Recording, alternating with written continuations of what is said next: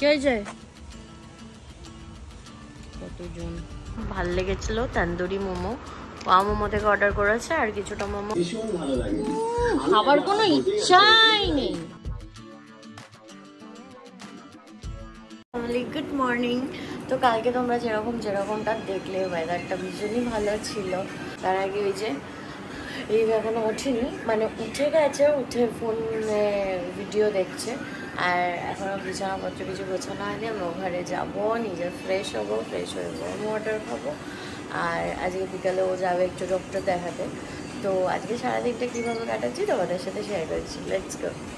Machine থেকে জামা কাপড়গুলোকে বের করছি, বের করে দিতে যাবো হচ্ছে ছাদে। কারণ কালকে এত বৃষ্টি হয়েছে, কিছু জামা কাপড় শুকায়নি, মেলা হয়নি, এত বিরক্তি লাগছে না কি বলবো। দেখি আজকে ছাদের ওয়েদারটা গিয়ে কেমন আছে। মনে তো হয় রোদ্দুর ভালোই উঠেছে। তো জামা কাপড় পুরো মেশিনে পড়ে রয়েছে, আর এগুলো দেবো হচ্ছে কাচতে। সব এগুলো যাবে ছাদেতে।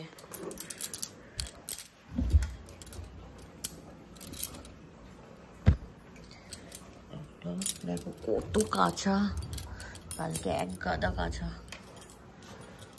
সব এগুলো কাচতে দেবো। আজকে ওয়েদারের অবস্থা, জামা কাপড় সব মেলে দিয়েছি। খুব একটা রোদ্দুর নেই, তাও যা গরম আছে হয়ে যাবে, শুকিয়ে যাবে। আমি তো চলে এসেছি, কিন্তু এবার কি করব বলো তো, ভরকে সানস্ক্রিন মাখবো। কারণ ছাদে যেতে হবে, বেশ ভালো রোদ্দুর উঠেছে। রোদ্দুর না উঠলেও গরমটা প্রচণ্ড আছে, আর গরম বলো শীত বলো সব কিছুতেই সানস্ক্রিনটা মাখা উচিত। সেটা ভরকে মাখবো এখন। আজকে আমাদের কি রান্না হচ্ছে? ও আলু পোস্ত ভাজা আর ডিম সেদ্ধ। আর কি হয়েছে? এদিকে পটল বেগুন ভাজা আর ডাল।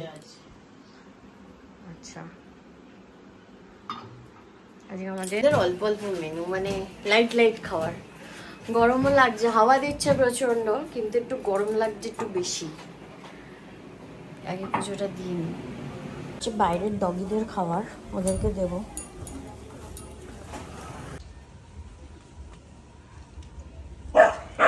তার আগে বাবা চিকেন শপ থেকে এনে এগুলো দিয়েছে। কে যায় কতজন। স্যার ওদের সিনুর খাবার।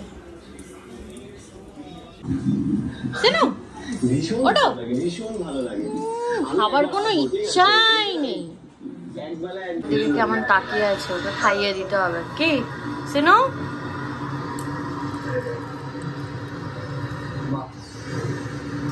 খাও, একটু ঢং করবে, চং করবে। প্রথমে একটুখানি এটা নিয়ে দিলেই ছাপাছাপ খেয়ে নেবে। দেখেছ ট্যালেন্ট। এইবারে ভাতটা খাবে।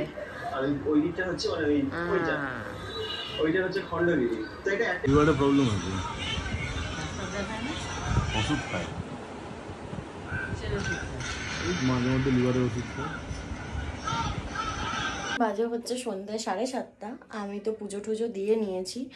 তো আমার একটু মাথাটা ধরেছে। মাথাটা ধরার থেকেও বড় কথা হচ্ছে এই টাইমটা আমি একটু গ্রিন টি খেতে ভালোবাসি।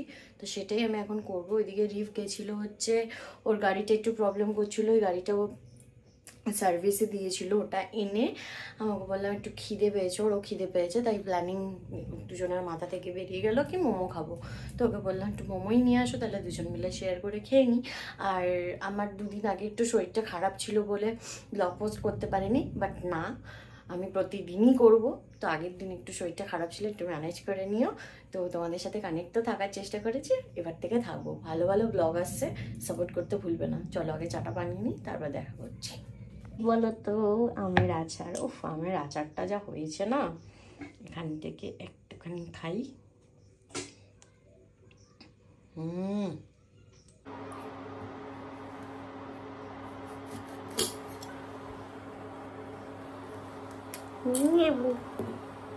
গরম হয়ে গেছে, এবার চাটা খাবো। চাটা এখনো করিনি।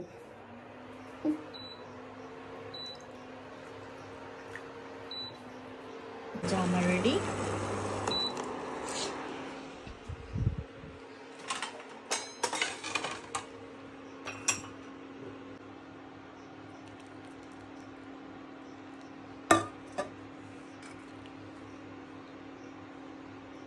মধ্যে তো দেখে সমস্ত লেবু অ্যাড করে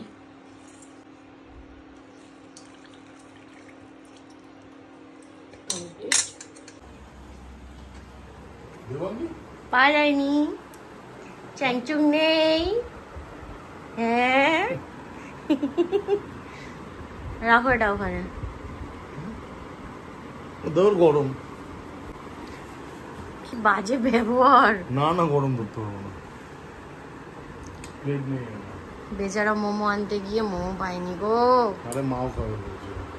আহা গো, দিবানে মনে যখন ইচ্ছা হয়েছে খাবো। চ্যাংচুং এর কাছে মোমো পাইনি, তবে এর মোমোটাই ভালো খেতে গো।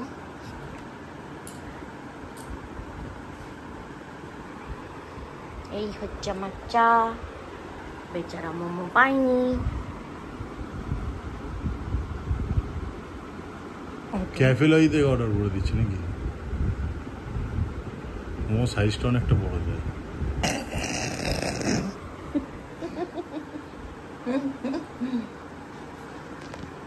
তো মোমো অর্ডার করেছিলাম আর এখানে আমি মুভি দেখছি, এখানে সিনু শুয়ে আছে আর রিক গেছে মোমোটা আনতে। ওটা কখন দেবে?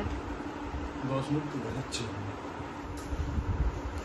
আমার বরের ফেভারিট মোমো, যেটা ওর খেয়ে খুব ভাল লেগেছিল, তন্দুরি মোমো, ওয়া মোমো থেকে অর্ডার করেছে আর কিছুটা মোমো ক্যাফেলজি থেকে অর্ডার করা হয়েছে। ক্যাফেলজি থেকে তো মোমো এখন এসে পৌঁছায়নি, ওয়া মোমো থেকে চলে এসছে, তো সেটা ততক্ষণ আসুক। ওইদিকে বাবা ফোন করে আমার কাছে একটু আবদার করেছে যে ডিমের তরকারি খাবে আজকে রাতে। তো আজকে রাতের মেনুতে আছে ডিমের তরকারি, আই থিঙ্ক রুটি হবে। তো ওই রুটি মুড়ি দিয়ে সব একসাথে করে সবাই মিলে একসাথে খাবো। তো যাই হোক, আমি ডিমের তরকারিটা বসাই।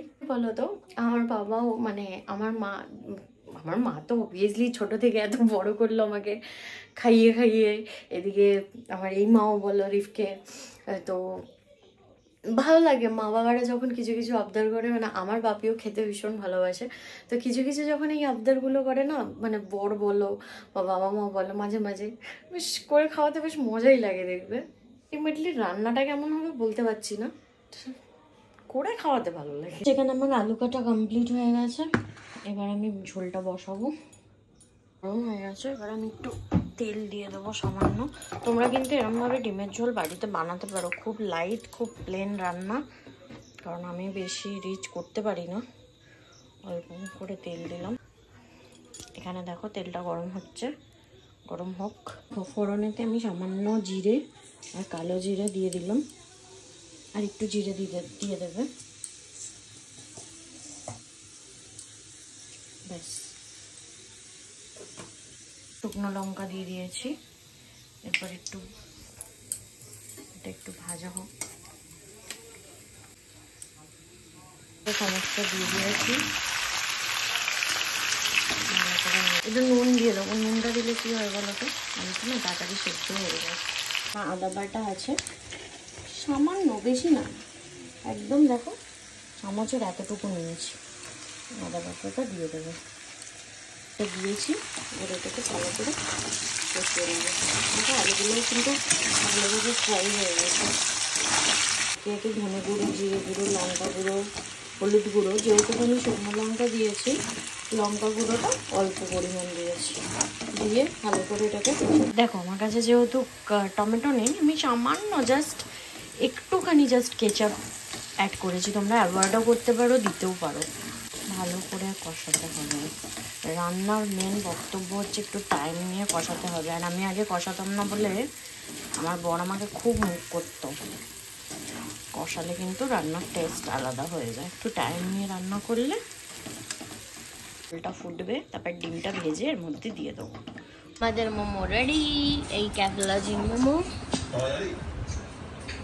এবার এনিওয়েজ, এই ভিডিওটা এতটুকুই রাখলাম, বেশি লেন্দি করলাম না। যদি ভালো লেগে থাকে please do like, comment, share and subscribe.